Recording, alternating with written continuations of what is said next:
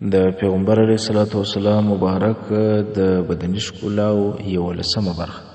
الحمدلله رب العالمین والصلاة والسلام علی سید الانبیاء والمرسلین محمد وآله واصحابه واهل بیته اجمعین. اما بعد، د پیغمبر علیه الصلاة والسلام مبارک د بدني ښکلاو بیان لړۍ مو را روانه کړې وه. تر دې ځایه را رسېدلي وو چې د پیغمبر علیه الصلاة والسلام مبارک د نس مبارک ښکلا ته ولاړو، هغه به اوس درته ذکر سي. نو د پیغمبر علیه الصلاة والسلام نس مبارک داسې و، تا به ویل چې ښایسته سپین کاغذان کت پر کت سره پراته دي. نس مبارک د پیغمبر علیه السلام د سینې مبارک سره برابر او یو رقم و، او په آخر کې د عمر د پیغمبر علیه السلام د نس مبارک غوښې 3 حصې سوې. یوه حصه به یې په لنګ کې پټه وه او 2 حصې به یې ښکاره وې، خو بیا هم د بدن د غټوالي سره سره داسې ښایسته ښکارېدی لکه نوی ښایسته ځوان. او پر نس مبارک یې ویښتان نه ول، بغیر د هغې لیکې د ویښتانو څخه چې د سینې مبارکې څخه بیا تر نامه مبارکه پورې ول.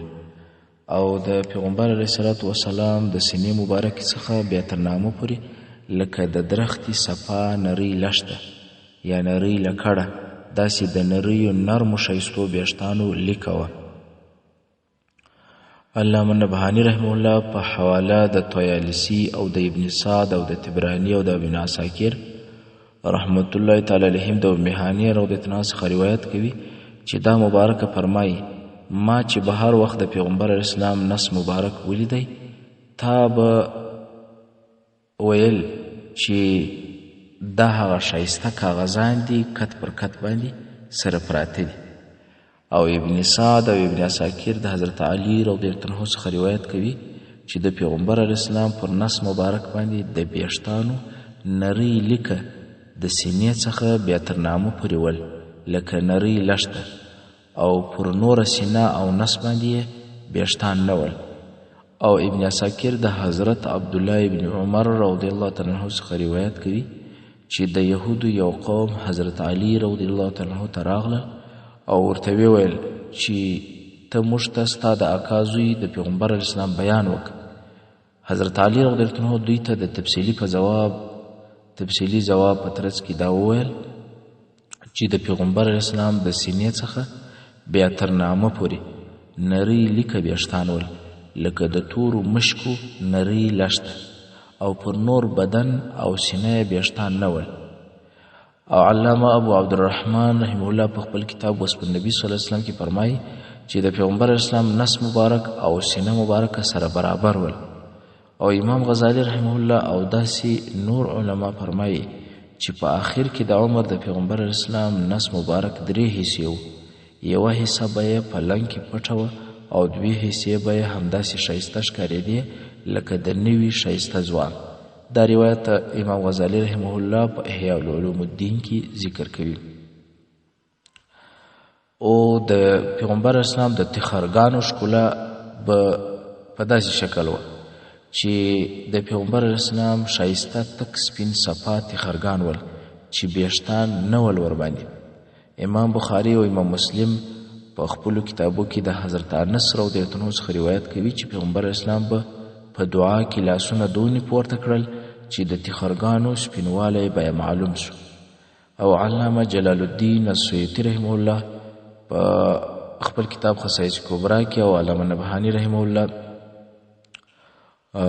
او د ابن سعد رضی الله عنه څخه هغه د حضرت جابر رضی الله عنه څخه روایت کوي چې پیغمبر اسلام به پر سجده شو نو د تخرګانو سپینوالی به معلومېدی.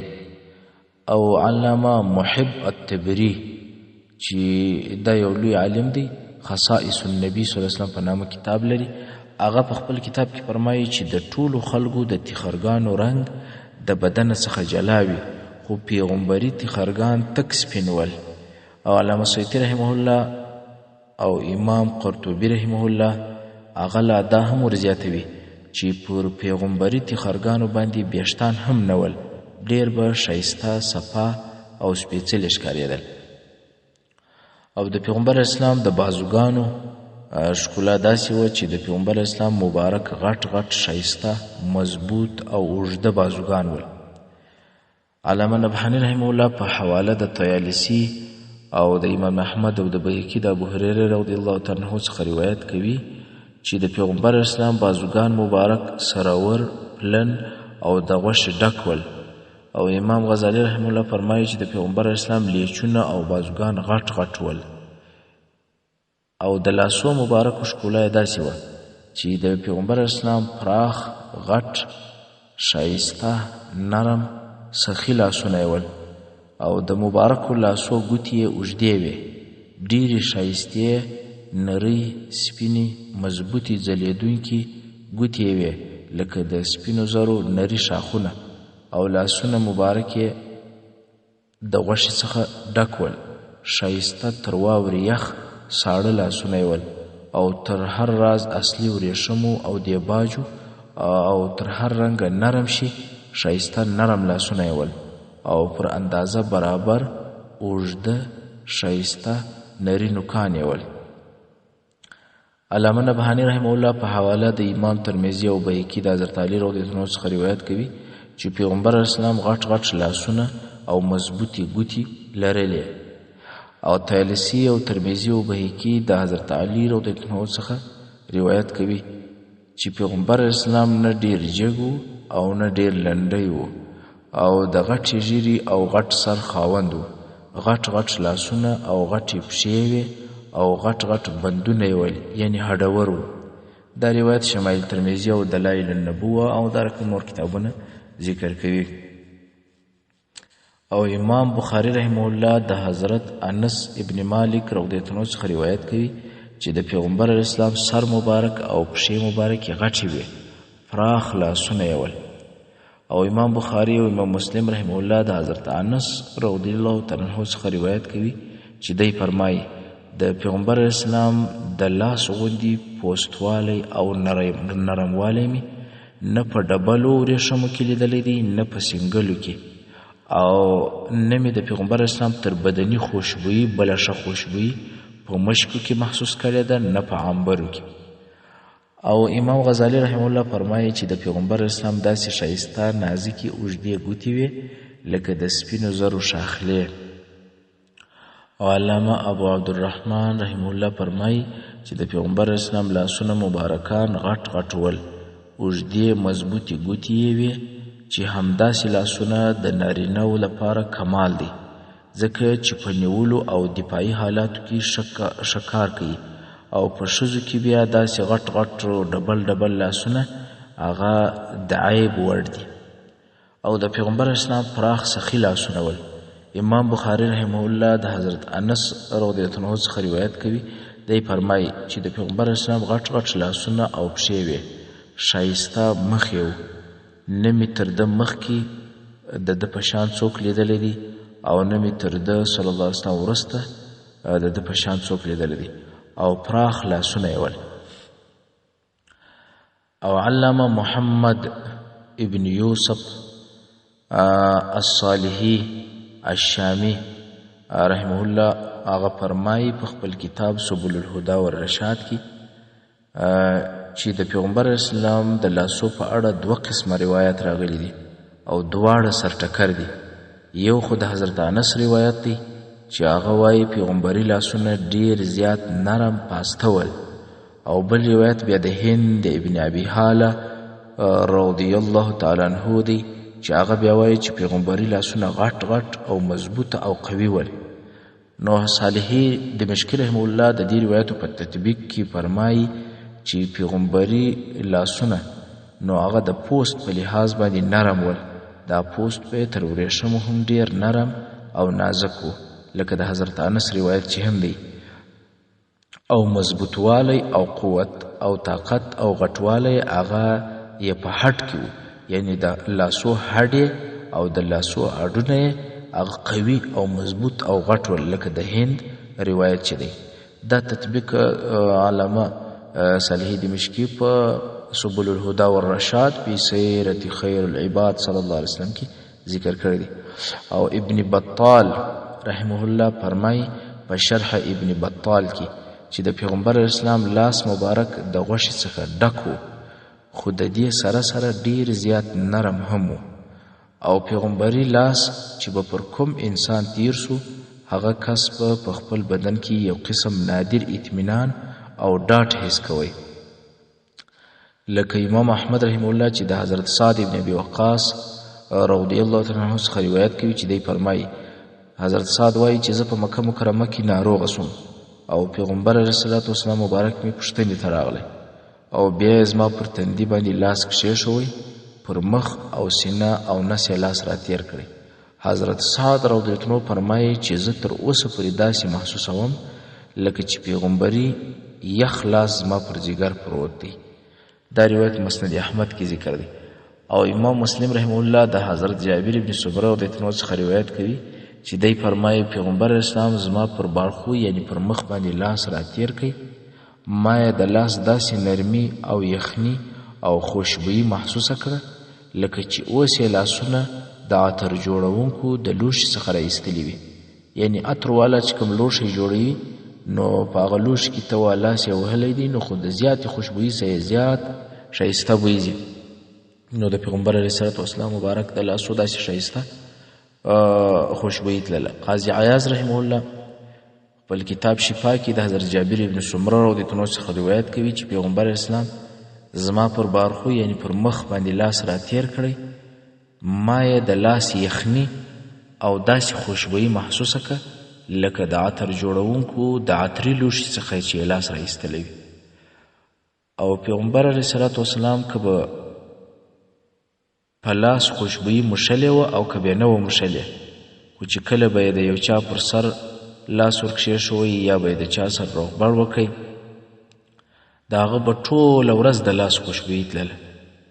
او که به د کوم ماشوم پر سر باندې لاس ورتېر کړی د هغه ماشوم شان به په ټولو ماشومانو کې جلا او ځان ته معلومېدی، د خوشبویي په خاطر به په ټولو کې پیژندل کېدی. علامه ابو انس عبدالعزیز رحمه الله په خپل کتاب رأیت النبی صلی الله علیه وسلم کې د حضرت ابو جحیفه رضی الله تعالی عنه څخه روایت نقل کوي چې دی فرمایي پیغمبر اسلام په ټکنده غرمه کې و بطحا مقام ته راووتی او خلک ورته ولاړ سول. د پیغمبر اسلام لاسونه یې پر خپلو مخانو باندې تیرول. حضرت ابو جحیفه رضی الله عنه فرمایي چې ما هم د پیغمبر اسلام لاس مبارک راواخیستی او پر خپل مخ مې کښېښودی، خو لاس مبارک یې تر واورې سوړ او یخو او تر مشکو خوشبویه و. لکه شاعر چې هم په خپل شاعري ژبه کې د پیغمبر اسلام ستاینه داسې کوي چې رب ورته نوایي په قرآن کې یا محمد، نو په کوم ټکو بیان بکړم زه شان د محمد صلی الله علیه وسلم.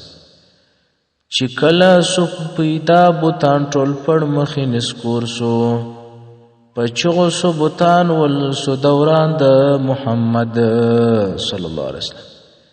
نبی چې کله ولاړی و اقصا ته توره شپه کې، سو ټول پیغمبران می مقتدیان د محمد صلی الله علیه وسلم.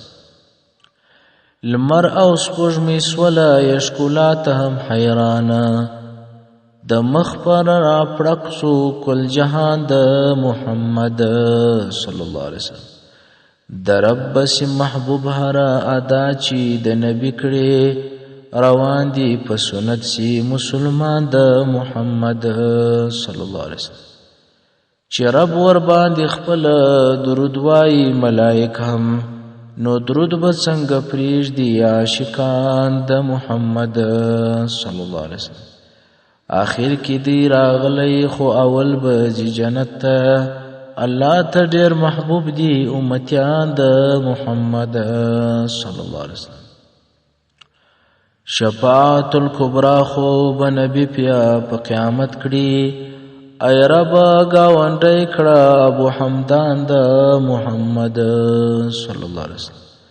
شفاعت الکبرا خو به نبی بیا په قیامت کړي، ای رب ګاونډی کړه ابو البلال د محمد صلی الله علیه وسلم. د پیغمبر اسلام د لیچو مبارکو ښکلا داسې وه چې د پیغمبر اسلام مبارک غټ غټ ښایسته مضبوط لیچونه ول، لکه امام غزالی رحمه الله چې په خپل کتاب احیاء العلوم الدین کې فرمایي د پیغمبر اسلام لیچونه او بازوګان غټ غټ ول. لکه د مخکې روایاتو څخه چې هم څه معلومات څرګند شو چې نبی رسول الله صلی الله مبارک په د انسانانو کې اډور انسانو. اوس به د پیغمبر صلی الله علیه وسلم تر لنګ لاندې کومه برخه د بدن چې د هغه ښکلا درته ذکر سي. د پیغمبر اسلام مبارک تر لنګ لاندې برخه په پوره جوړه سوې وه او سترناکه، او د پیغمبر اسلام زیږېدنه د هرې ناخوښۍ څخه پاکه وه، ان تر دې چې هم یې سنتي سوې وه او هم یې مبارک نو پرې سوی و.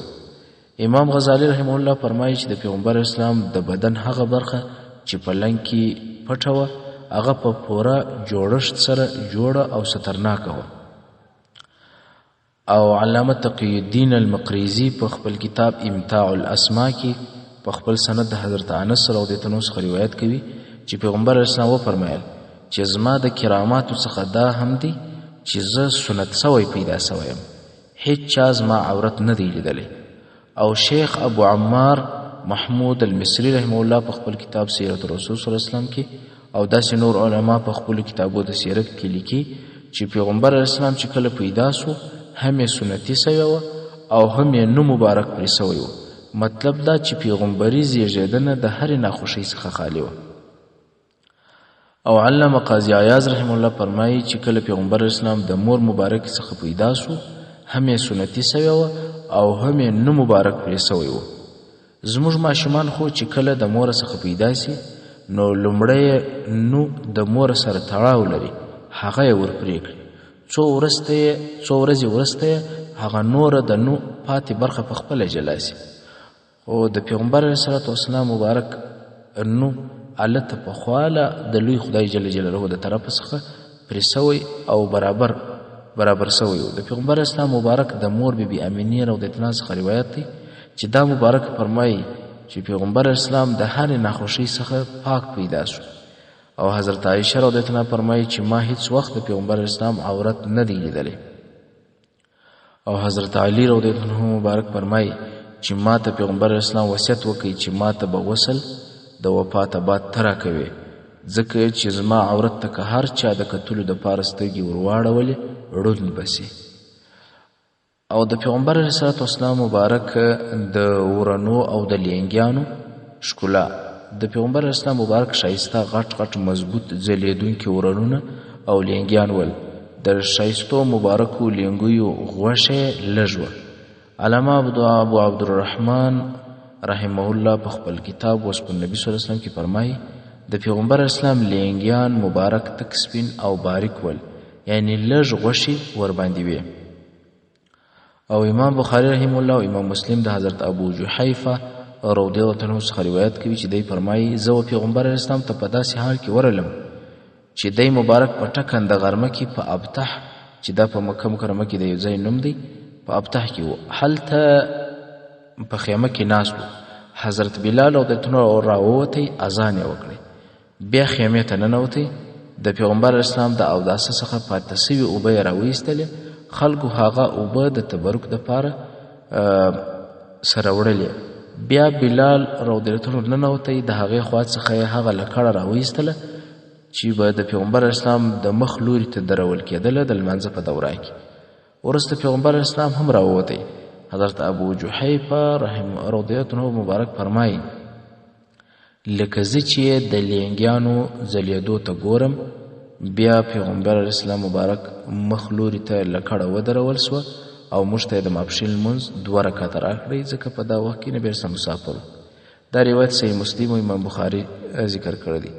او امام ترمذي رحمه الله او امام احمد رحمه الله د حضرت جابر ابن سمره رضی الله عنه څخه روایت کوي چې د پیغمبر اسلام پر لینګیانو مبارکو غوښه کمه وه.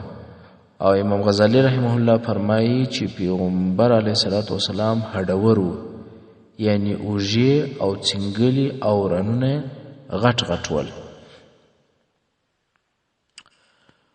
محترم اوریدونکو، څنګه چې وخت پای ته رسیږي، پاته برخه او پاته بیان د پیغمبر علیه الصلاة والسلام د ښکلاو به پر روانو برخو کې درته ذکر سي.